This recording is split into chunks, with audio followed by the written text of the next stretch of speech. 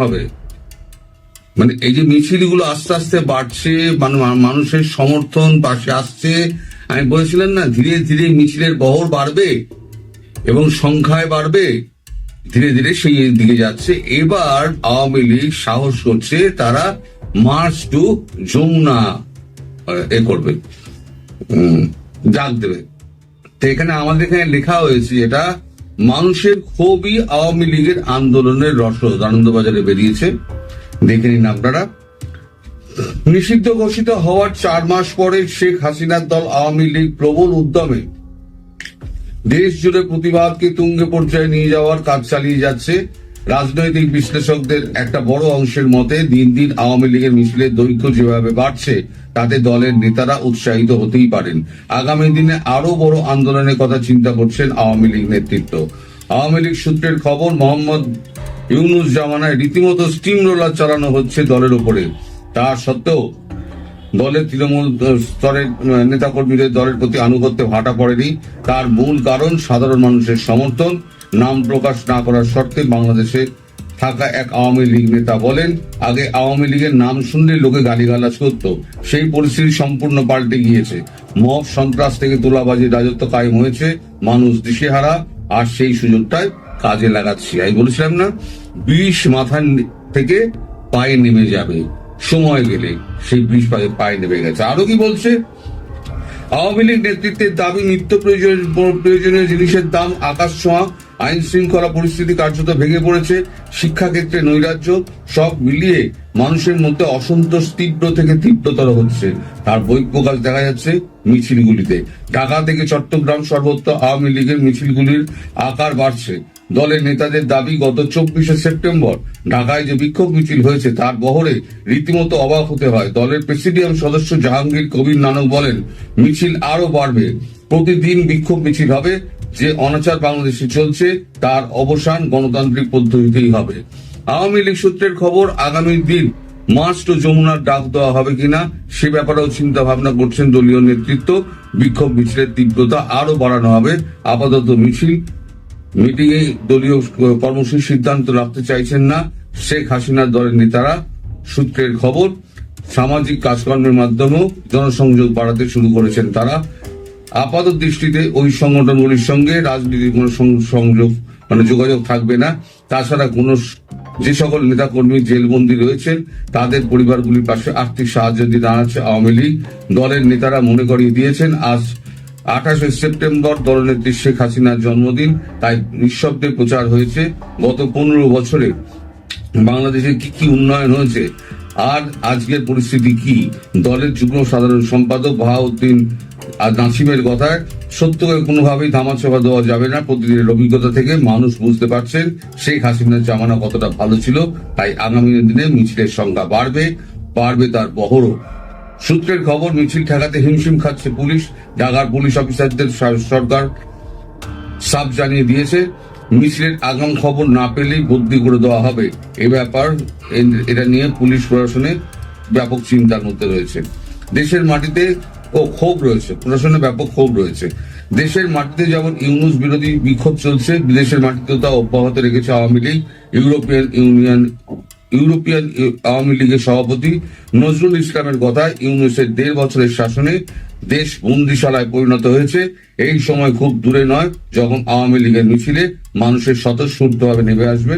গণ অভ্যুত্থানের মাধ্যমে ইউনুসের পতন ঘটাবে সাধারণ মানুষ। এটাই হবে, আমি বলেছিলাম না, এইটাই হবে। সাধারণ মানুষই নেমে এসে, রাস্তায় নেমে এসে মিছিলের সঙ্গে যোগ দেবে, দিয়ে বলবে চলো আমরা তোমাদের সঙ্গে আছি। আমি বহুদিন আগে বলেছিলাম যে ঘর থেকে টেনে টেনে সমস্ত এদের আওয়ামী লীগ কর্মীদের বার করে নেবে সাধারণ মানুষ, কারণ তারা অত্যাচারে তারা বিভিন্ন জীর্ণ শীর্ণ, অনাহারে শীর্ণ হয়ে গিয়েছে। তারা এক দ্রব্যমূল্যের বৃদ্ধি, দ্রব্যমূল্য এমন জায়গায় পৌঁছেছে দামটা, সেটা সাধারণ মানুষের পক্ষে লাগাম দেওয়া সম্ভব না, টানা সম্ভব না। আমাদের এখানে একটা লাউ হচ্ছে 25 টাকা থেকে 30 টাকা, বড় লাউ যদি আপনি বলেন, বেশ এরকম সাইজের একটা মোটা লাউ বলেন, বা লম্বাটে যদি আপনি বলেন এত বড় লাউ, তাহলে পরে সেটার দাম 25 থেকে 30 টাকা, খুব বেশি হলে। যদি 30 টাকার বেশি যায় তাহলে প্রায় মারতে ওঠে, এরকম অবস্থা। সেই লাউ এখন শুনছি 80 টাকা। একটা সামান্য লাউ যেটা রান্না করলে একটা বড় লাউ এইটুকু হয়ে যাবে, তার মধ্যে এত জল থাকে, তা মানুষ খাবে কি? চালের দর তো 100 টাকা পেরিয়ে চলে গিয়েছে, ডাল তো ধরা ছোঁয়ার বাইরে, তেলও তাই অবস্থা। রোজ মজুদদারদের অত্যাচারে একেবারে মানুষ পাগল হয়ে যাচ্ছে। ইউনূসের এদিকে কোনো নজর নেই। ইউনূসের গিয়ে শুধু বড় বড় বক্তৃতা আর ভারত বিরোধিতা। আরে ভারত বিরোধিতা করবি তো কর না, ভারত বিরোধিতা করতে কেউ না করেনি, ভারত বিরোধিতা করো, কিন্তু দেশের মানুষকে বাঁচিয়ে তো ভারত বিরোধিতা হবে। দেশের মানুষই যদি না থাকে তাহলে কিসের বাংলাদেশ আর কিসের তুমি নেতা? তাকে তো দেশ বাঁচাও, দেশের মানুষকে বাঁচাও, তবে না তুমি টিকে থাকবে গদিতে। তাই এই পাগল ছাগলদের কি বোঝাবেন? আমি যখন আগে ইউনূসকে যখন গালাগালি করতাম, মানে চোর জোচ্চোর ছ্যাচোর দুর্নীতিবাজ, তখন সব নানান রকম কমেন্ট আমার এতে আসতো, কমেন্ট বক্সে আসতো। স্যারের 100 বছর হায়াত হোক, কেউ বলছে হায়াত 1000 বছর হায়াত হোক, আপনি গোল্লায় যান, আপনি গুজববাজ। এখন সবাই মুখ খুলছে। প্রথম আমি মুখ খুলেছিলাম, এখন সবাই দেশের মানুষও মুখ খুলছে ইউনূসের বিরুদ্ধে। ইউনূস কতদিন এগুলো আটকে রাখবেন? ইউনূস এগুলো আটকে রাখতে পারবেন না। আর এদিক দিয়ে সমস্ত মানে সন্ত্রাসবাদী পাচার করছে আমাদের পাকিস্তান, যাতে ভারতের বিরুদ্ধে একটা যুদ্ধ ঘোষণা করা যায়। আর ভারতের বিরুদ্ধে যুদ্ধ ঘোষণা করলে বাংলাদেশটা নষ্ট হবে। আর আসলে ওনার উদ্দেশ্য হচ্ছে বাংলাদেশটাকে অস্থির করে ধ্বংস করে দাও। এবার পাকিস্তানের নওয়াজ শরীফ, তিনি ইউএনজিএতে দাঁড়িয়ে এমন একটা বক্তব্য দিয়েছেন, সেটা নিয়ে সারা পৃথিবীতে তোলপাড়। For that, Pakistan's sacrifices are probably the biggest around the globe. It must be respected and appreciated because we are a bulwark. Had these terrorists not been encountered by us, they would have been roaming on the streets of New York and London and God knows Far East. So I think this is our humble contribution, not only for the people of Pakistan, but the people all over the world. Today we face a... তিনি justify করছেন যে সন্ত্রাসবাদকে আমরা পোষণ করি, মানে বগল দাবা করে রেখে দিই এই কারণে যাতে ইউরোপ, আমেরিকা, লন্ডন যাতে নিশ্চিন্তে থাকতে পারে, তাই আমরা সন্ত্রাসবাদী পুষে রেখে দিই এবং আমরা বাংলাদেশ সন্ত্রাস আমরা কারখানা খুলছি। এটা হচ্ছে তার বক্তব্য। এই বক্তব্যের পরে তার অবস্থা খুব খারাপ। সে চারদিকে মার কাটের মতো অবস্থা, সে সবাই তাকে দুষছে। এই যে এতদিন ধরে তো শাহবাজ শরীফ তো এত কথা বলেছেন, কিন্তু কখনো তো বলেননি যে সন্ত্রাসবাদ আমাদের ভেতরে, আমাদের সন্ত্রাসবাদী আমাদের মাটিতে আছে। এখন বলছে কেন? এখন ডোনাল্ড ট্রাম্প রয়েছে সঙ্গে, ডোনাল্ড ট্রাম্প সঙ্গে রয়েছে বলে এখন তিনি সন্ত্রাসবাদীদের পক্ষে গান গাইছেন। আর সেই সন্ত্রাসবাদী উনি চালান করছেন বাংলাদেশে চালান করে পূর্ব দিক দিয়ে উনি চিন্তা করছেন যে একটা করা হবে, তাহলে ভারত মারতে বাধ্য হবে এবং বাংলাদেশটা ধ্বংস হবে। কিন্তু ভারতও ওয়েট করছে। আগে তুই মার, তারপর আমি দেখছি। এইটা হচ্ছে ব্যাপার। এখন আগামী দিনগুলোতে বড় নাটক বাকি আছে, আপনারা অপেক্ষা করুন এবং ধৈর্য ধরুন। দেখুন, আমি বলেছি না, সূর্যোদয় হবেই, হয়তো একটু দেরি হচ্ছে। কাল রাত্রি বড়, আর তার শেষ হলে তবে দিনের আলো আসবে। আপনারা সবাই ভালো থাকবেন। বিসি নিয়োগ হইলো 10 জন বিএনপি, 3 জন জামাতের হইলো, অ্যাডমিনটা কে নিবে এটা নিয়ে কাড়াকাড়ি হইলো।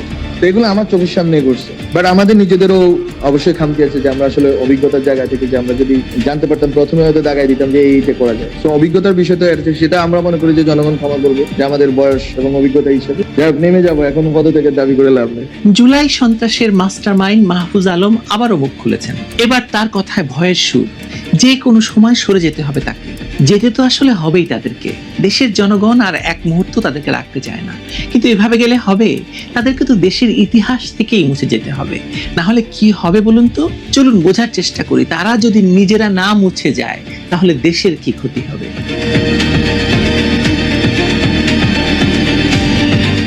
বাংলাদেশের ইতিহাসে জুলাই 2024 শুধু একটি রাজনৈতিক ঘটনা নয়, জুলাই একটি ভয়ঙ্কর ষড়যন্ত্র আর সন্ত্রাসের মাধ্যমে ক্ষমতার দখল, বিদেশি ডিপ স্টেটের অর্থায়নে আর প্রশিক্ষণে তৈরি একটি গোষ্ঠী হঠাৎ রাষ্ট্র ক্ষমতা দখল করে গণতান্ত্রিক ধারাকে ছিন্ন করেছিল। একে যে নামেই ডাকা হোক না কেন, বিপ্লব, গণ অভ্যুত্থান বা আন্দোলন, বাস্তবে এর ফল ছিল ধ্বংস। অর্থনীতি মুখ থুবড়ে পড়েছে, সামাজিক সহাবস্থান ভেঙে পড়েছে, রাজনৈতিকভাবে দেশ অস্থিতিশীলতার দিকে ডুবে গেছে। এই পুরো ঘটনার অন্যতম মুখ মাহফুজ আলম বা মাস্টার মাইন্ড মাহফুজ আলম